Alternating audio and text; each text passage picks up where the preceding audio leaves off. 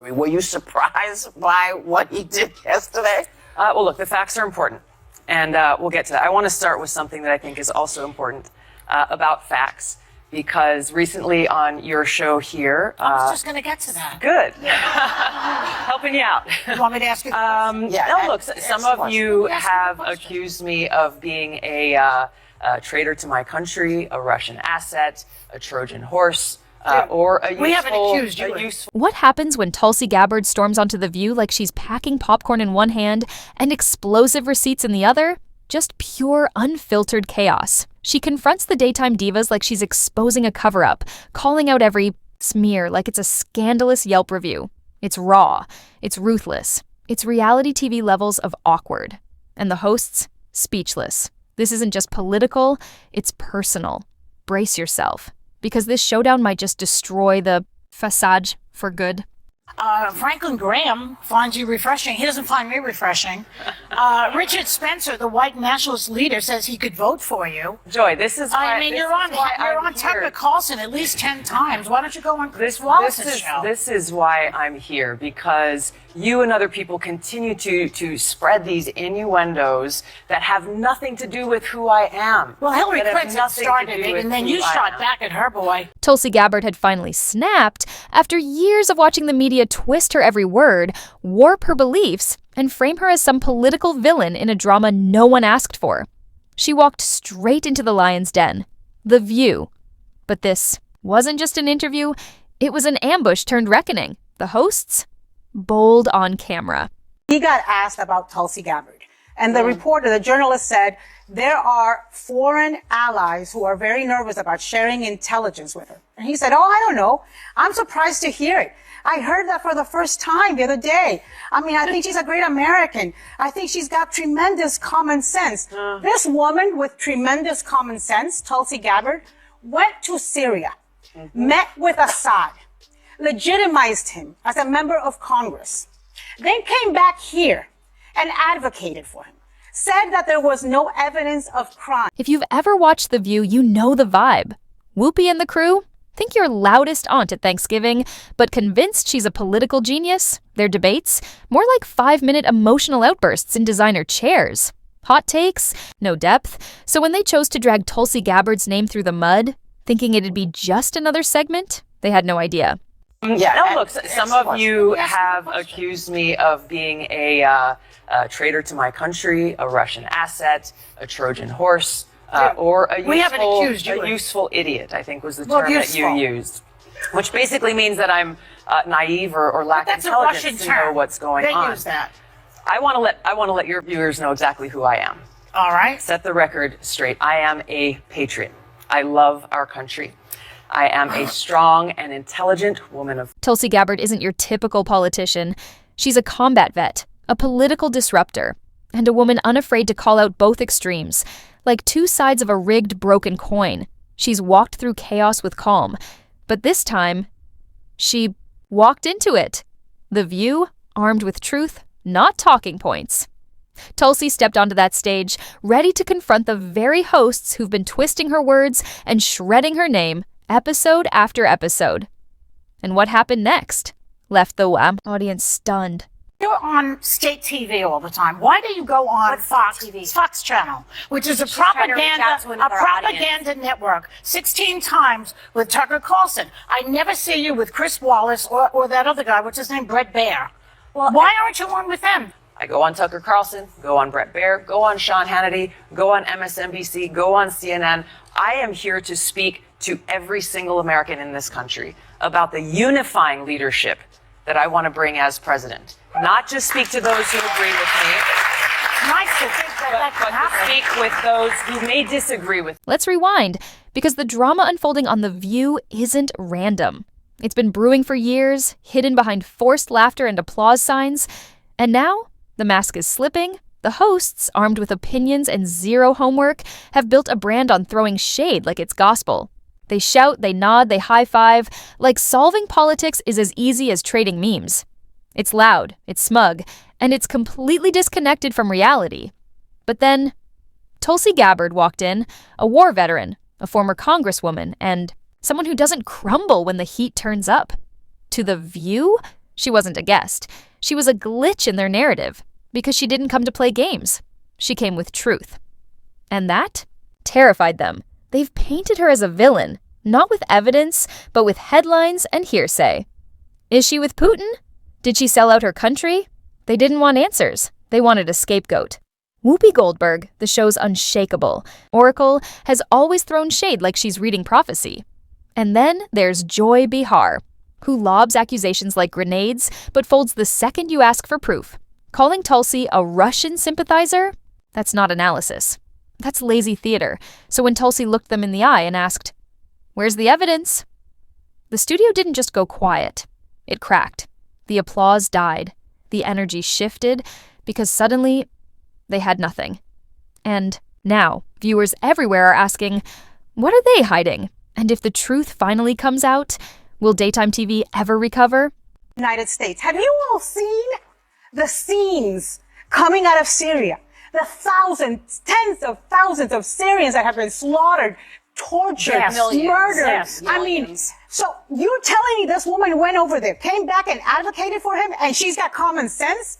Our foreign allies are right to be nervous about sharing intelligence with them. And I have dedicated almost my entire adult life to protecting the safety, security, and the freedom of all Americans in this country. It was the attacks on 9/11. For Joy Behar, it was easier to echo headlines than face hard truths. Why wrestle with nuance when the narrative is already spoon-fed? She didn't question, she just repeated. And behind that smile, a script with zero depth. Then came Sunny, Hostin, the self-proclaimed truth-teller of daytime TV. But when it came to Tulsi, she morphed into the queen of performative politics. Finger-wagging, head-shaking, all confidence, zero comprehension. To Sunny, rejecting identity politics meant you were clueless. But to Tulsi, it meant refusing to be boxed in. Still, Sunny twisted that into something sinister, like disagreeing made you dangerous. What's that, Sunny? You want to reduce a layered global issue into buzzwords and hashtags? Go ahead, but don't pretend it's logic. Now, rewind to that day. The moment Tulsi walked on that stage, not as a guest, but as a storm. She knew what was coming, and she came armed, not with drama, with receipts. She sat there, silent at first, but her eyes said everything. I'm not here to play, because when you don't have facts, you throw shade. When you can't win the debate, you throw labels. Like confetti at a circus no one's enjoying anymore. But Tulsi, she didn't flinch. She responded with calm, cutting precision, like a surgeon dissecting lies one slice at a time. And while the facts unraveled in front of them, Whoopi Goldberg rolled her eyes so hard it could have been seen from space, not to refute Tulsi, but to avoid hearing her.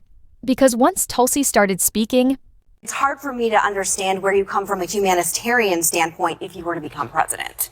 Well, you're putting words in my mouth that I've never said. You did not say that Syrian President Assad is not the enemy of the United States. Say it now, clarify.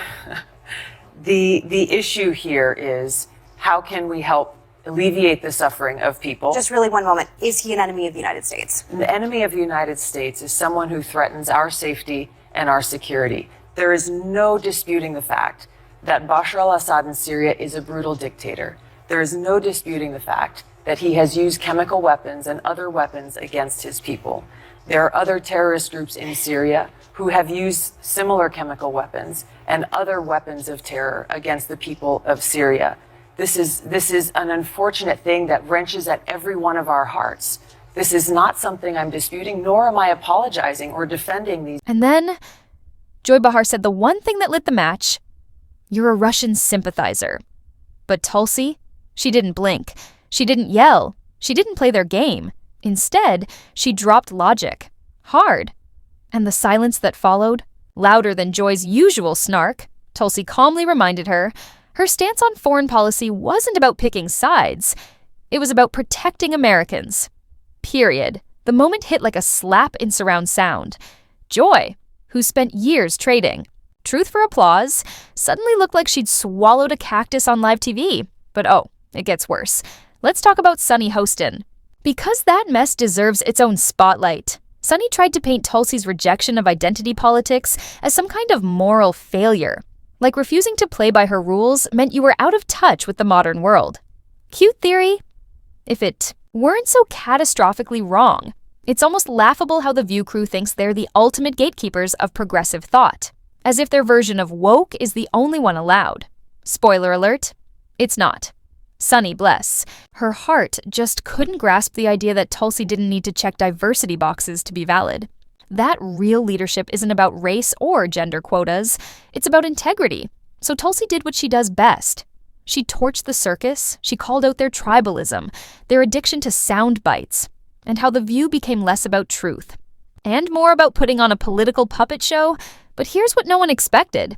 My point is that the reality we are facing here is that since the United States started waging a covert regime change war in Syria, starting in 2011, the lives of the Syrian people have not been improved. Their well-being has not gotten to a better place. Their suffering has not decreased. It has increased. In addition to the fact that Al-Qaeda is stronger in Syria today than ever before. So not only are we dealing with the fact that this regime change war we've been waging in Syria has not helped the Syrian people, it has made their lives worse off. It has also undermined our national security, leaving us in a place where Al-Qaeda is a stronger threat there than they ever have been before, and Iran has greater influence in Syria than ever before. Her response to Meghan McCain there was virtually perfect. I don't think I would have changed anything that... By the time Tulsi was done, the set of The View didn't look like a talk show anymore. It looked like ground zero. She didn't scream. She didn't crack. She didn't even blink. She walked in like a calm storm and left them drowning in their own chaos. The media? They tried to spin it. Tulsi lost her cool. She couldn't handle the heat, but anyone watching knew the truth. She walked into that studio like a surgeon and dissected their arguments with surgical precision, while the hosts flailed around like fish gasping for air. Then, the internet erupted. Twitter turned into a battlefield. Memes flew, supporters posted victory edits. And the fans, they clowned The View for their lazy, biased ambush. But wait, it gets better. The View didn't just lose an argument. They lost credibility, and instead of learning the lesson, they doubled down. More baseless accusations, more distractions, more of the same tired act. But Tulsi, she doesn't play games, she doesn't chase clout, she exposes. She walks in, tears, down the script, and walks out while they're still stuck spinning. And here's where it really flips. Their attempt to smear her, it backfired, because every time they call her controversial, they make her a symbol, a martyr for everyone fed up with media manipulation. She's not here to win their approval. She's here to burn the script they've been recycling for years. So now the question isn't whether Tulsi won. As a soldier, I deployed with our brigade combat team from Hawaii. I volunteered to deploy with them to Iraq in 2005, which was the height of the conflict there. I served in a medical unit where every single day I was confronted with, in a heart-wrenching way, the high human cost of war. Very first thing I did every single morning was go down a list of names of every single American casualty, every single service member who had been injured the day. She walked into The View like a warrior heading into battle and left them scrambling, trying to figure out what just happened. They thought they had her cornered, but they had no idea who they were dealing with. The hosts? They looked as prepared as a squirrel in an eagle's nest. So, what happened next? Tulsi calmly sliced through their nonsense with precision, while they flailed, lost in their own narrative. And the internet? It went wild. Fans flooded social media with memes, demanding answers. But how did the media spin this epic takedown? They had to twist the truth. They painted Tulsi as calm and composed. But what they really meant was, she's too smart to engage in our petty drama. Tulsi wasn't here to be their political puppet. She was here to expose the lazy, biased game they were playing. While they tried to twist the narrative, her victory became undeniable. Tulsi didn't yell. She didn't play their games. She sat there like a professor in control, while they floundered like students failing a simple test. But here's the twist. The media wanted to portray her as out of touch, but Tulsi was just too ahead of them. She didn't fall for their tricks. She left them with nothing but questions. Now, the real question is, can they ever recover from this? Gabbard recently appeared on The View in what has got to be one of the most frustrating and downright baffling segments I've ever seen from the mainstream media when it comes to their coverage and response to progressives. Because not only were they disrespectful, but they smeared her to her face, and while they did this, anything that she said that was substantive, it went right over their heads, and it really reveals just how ignorant the hosts are. And even someone who isn't usually this bad, like Joy Behar, really disappointed me here. The moment Tulsi stepped onto The View, something exploded. Not just in the studio, but across the internet. A volcanic eruption of support, a wave of fury, and a media storm that no one saw coming. Fans flooded Twitter, demanding Tulsi's recognition as the hero they didn't know they needed. Memes, GIFs, hashtags. They were everywhere. And the best part? Her critics? They were completely silenced. It was like watching a fighter swing and miss, too distracted by their own reflection to land a punch. Their arguments? They crumbled. Faster than a house of cards in a hurricane. But hold up. The real fallout was just beginning. The aftermath? It could change the entire political game. Tulsi had set a new standard. Next time someone steps into that arena to challenge The View, they won't be coming unprepared. They'll be asking themselves, am I ready to face someone who can tear apart my talking points in seconds? The hosts? They're left scrambling. Tulsi raised the bar so high that no one can just waltz in and use petty tricks again. The game has changed. Now here's the twist. Will The View continue to play dirty? Or will they finally have to face the real questions about their biased, shallow approach? What happens next could completely unravel everything. Can they survive this?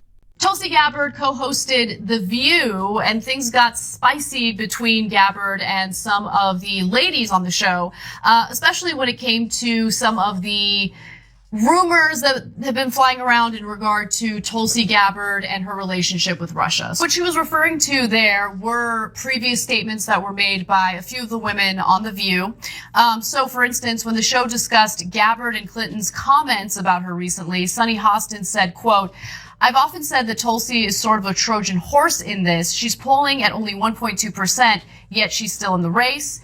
And then, really fast on that. I don't. What does she mean by Trojan horse? I don't know. I really don't know. For years, The View has skated by, playing the game of high fives for mediocrity, serving up uninformed opinions like their expert analysis. But then Tulsi walked in, and the entire facade came crashing down.